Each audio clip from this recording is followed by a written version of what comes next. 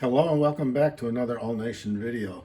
Today I want to give everybody an update on what we were doing in regard to the development of our power truck transmissions and gear drives for various locomotives.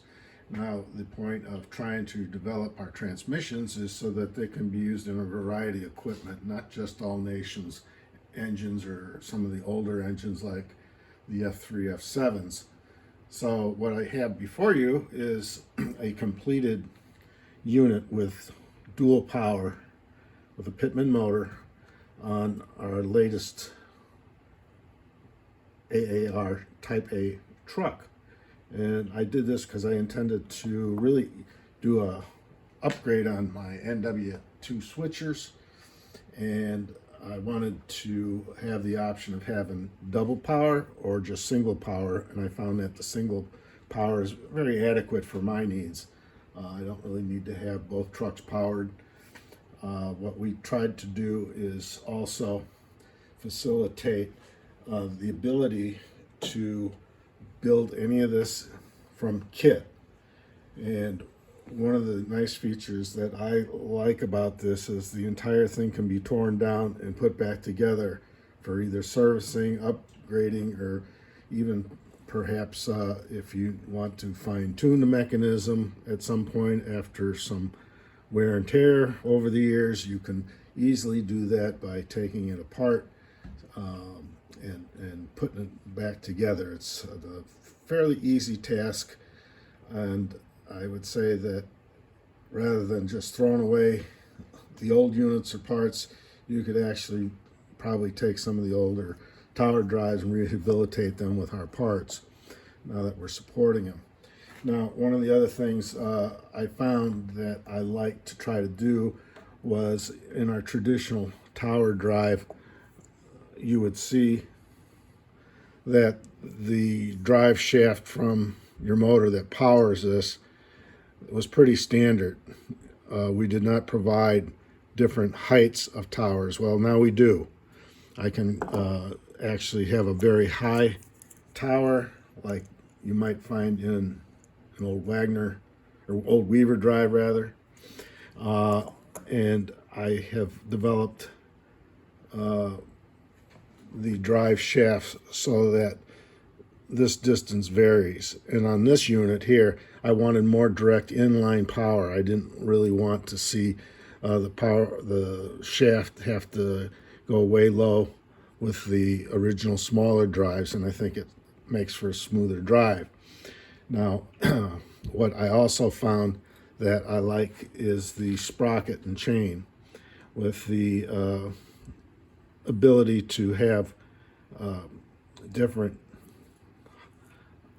distances between your shafts, and primarily our parts for accommodating that have the holes all punched into polycarbonate so that you can actually get whatever height is needed for your implementation or installation in your engine or doodlebug or traction, wherever you're trying to install some of this power.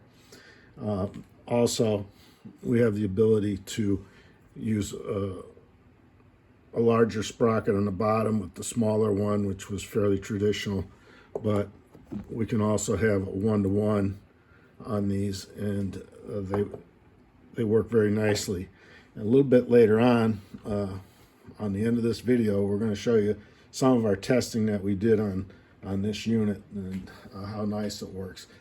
Now, I went to a little bit of trouble of putting in my own terminal strips here for the wiring, just to keep things nice and pretty and straight.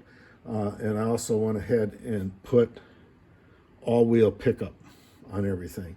On the older trucks that came with All Nations, there would be like one wire to a side frame on either side to pick up your positive and negative rail. This is a much more positive way of pulling current if you're still running two-rail DC. And I also think that if you're not, you have that option, but if you have a different means of powering your your engine, for example, power on board, then you don't necessarily need the wiring for picking up the current off the rails. And so that's a little bit of background on this product, and what we're going to do is sell this as a complete unit, already assembled, and the options available on our web store will be such that you can buy the individual parts. You can upgrade your older equipment if you need to. For example, if you needed new brass spacer bushings for your drive shafts, wheels, axles. In this particular implementation now, I've used ball bearings in the journals, so it's very smooth rolling, very little resistance, and I think that makes a big difference too. Now, when you hear this run on my test track, it's very loud because there's no soundproofing. It's like a piano soundboard. It just resonates and amplifies my engines when I'm testing. So they're really not that loud, but again, my test track would prove otherwise. So I hope you enjoyed this video, and if you have any questions, you can contact us from our website or give me a call, and we'll put these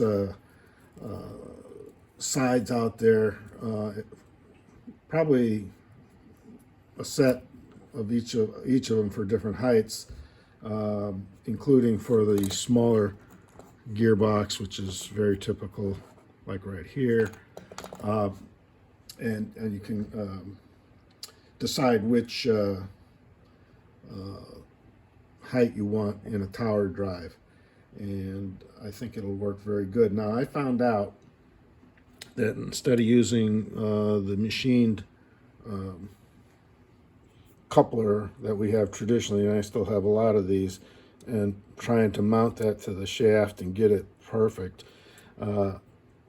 I found it much better to 3D print the sprocket on the same type of coupler shaft, and then use the CA glue with some baking soda, and boy, it really mounts it nice. It's nice and true.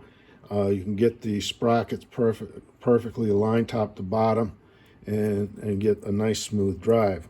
Now, when I first tested this, boy, it was stiff as a board, and it didn't dawn on me, oh, I didn't oil it. As soon as I put a little oil on the parts and lubricated, it took off. It really broke in nice, so I'm pretty happy with the result.